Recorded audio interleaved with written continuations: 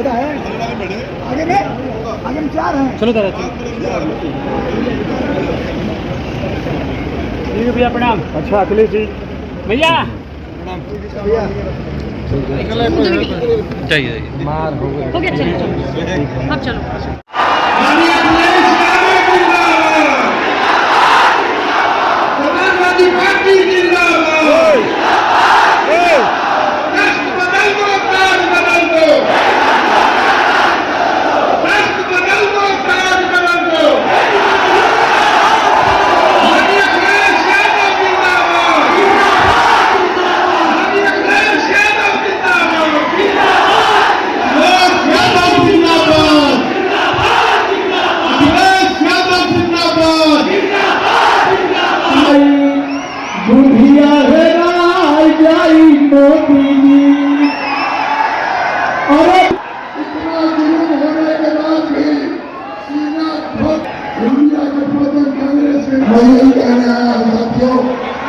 एक बात कहते रहना, भारतीय जनता पार्टी की है।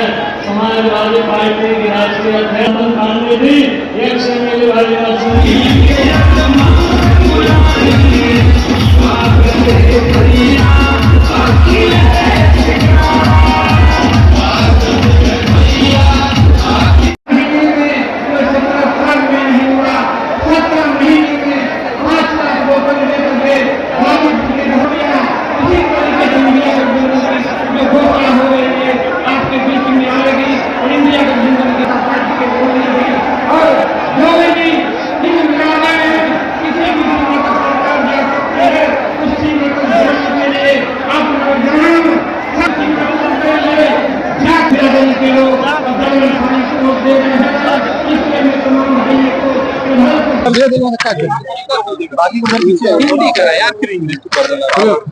हिंदी खड़ा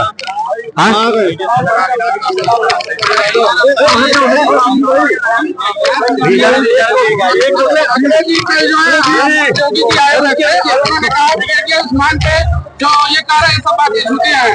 देखिए मैं आईडी नीचे लेके आना दिखा था वीर अब्दुल हमीद, ब्रिगेडियर उस्मान, या तमाम यहाँ के बहुत से लोग ऐसे हैं और हर समाज के जिनका शहीदों में और बहुत सम्मान के साथ न केवल उत्तर प्रदेश बल्कि देश के लोग लेते हैं।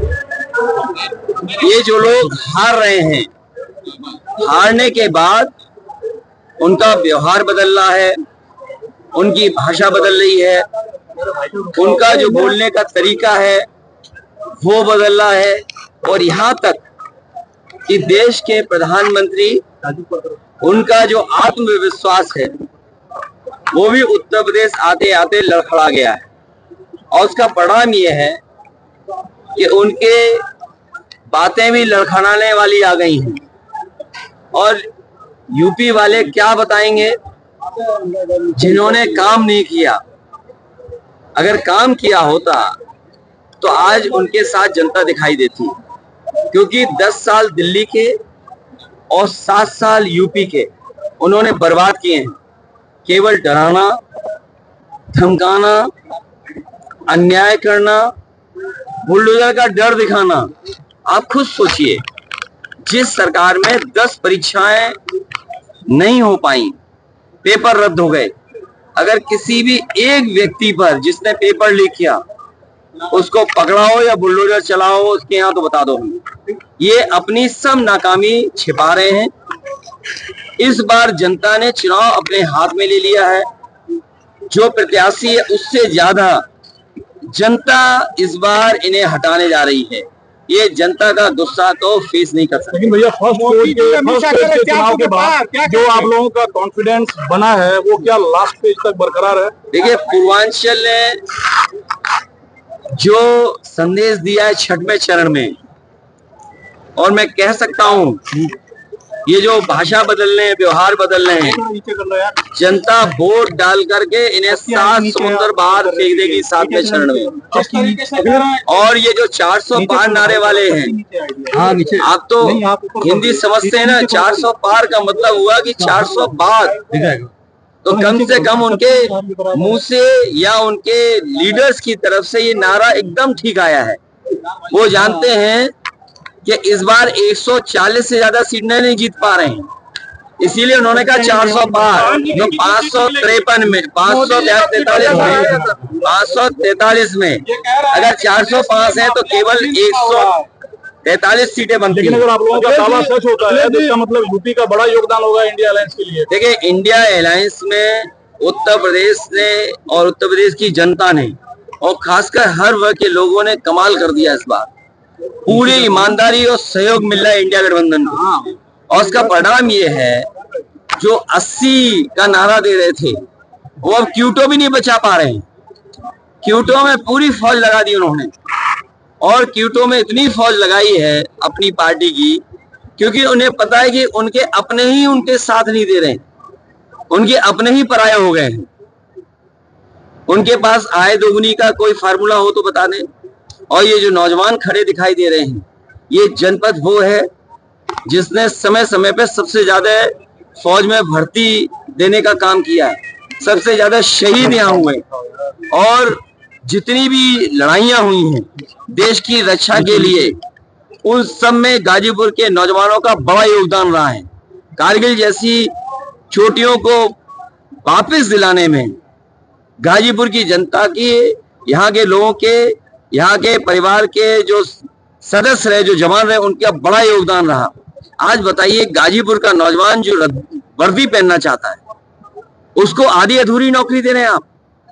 समाजवादी पार्टी इंडिया गठबंधन तय किया है कि फौज की पक्की नौकरी और जिस तरीके से पहले भर्ती होती है उससे ज्यादा भर्ती करा करके नौजवानों को सम्मान की नौकरी और वर्दी पहनाने का काम करेंगे।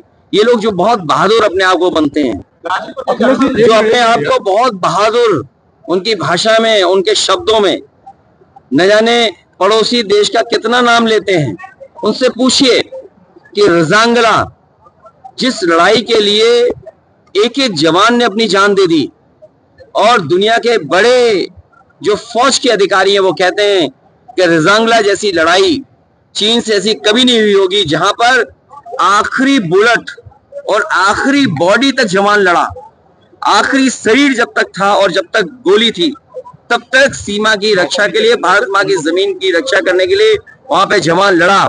आज वो छीनी जा चुकी है। ये जो बहादुर बन रहे हैं उनसे पूछिए कि रजांगला मेमोरियल क्या तोड़ दिया गया कि नहीं तोड़ दिया गया। इनको जाकर के कम से कम रजांगला की लड़ाई में जिन जवानों ने अपनी जान निछावर की, उन शहीदों को कम से कम सम्मान देकर के तो आए।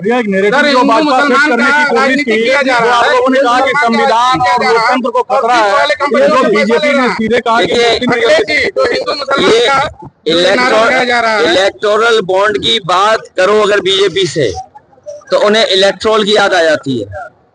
इलेक्ट्रोल बॉन्ड की बात करते ही उन्हें दहशत छा जाती है, चक्कर आने लगते हैं, क्योंकि जो लोग बीफ कंपनियों से पैसे ले लियो, मीट कंपनी जो एक्सपोर्ट करती है उससे पैसे ले लियो, कहने वो क्या कहते हैं, हम सनातनी हैं, लेकिन मीट कंपनियों से पैसा लिया, बीफ कंपनियां जो एक्सपोर्ट करती हैं उनसे पैसा लिया, और केवल उन्हीं से नहीं लिया जो आज हम महंगाई का सामना कर रहे हैं।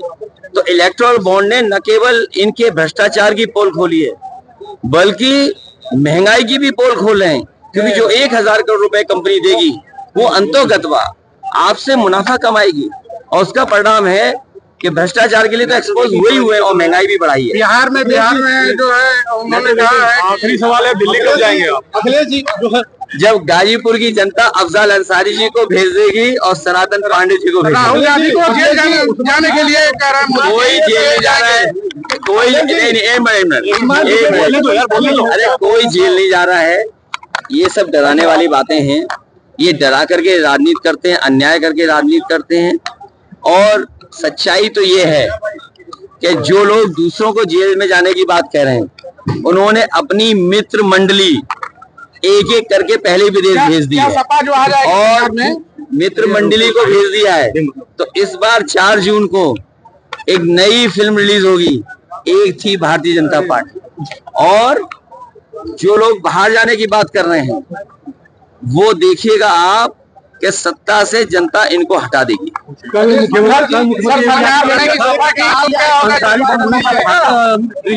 कोई संबंध नहीं है। देखिए, भारतीय जनता पार्टी कोई झूठ बोल सकती है। भारतीय जनता पार्टी पर अगर आपने भरोसा किया तो आपका भी भविष्य अंधकार में चलाएगा। इस बार देखिए, मीडिया के हमारे साथियों, मित्र 4 तारीख को मित्र मंडली बदलेगी।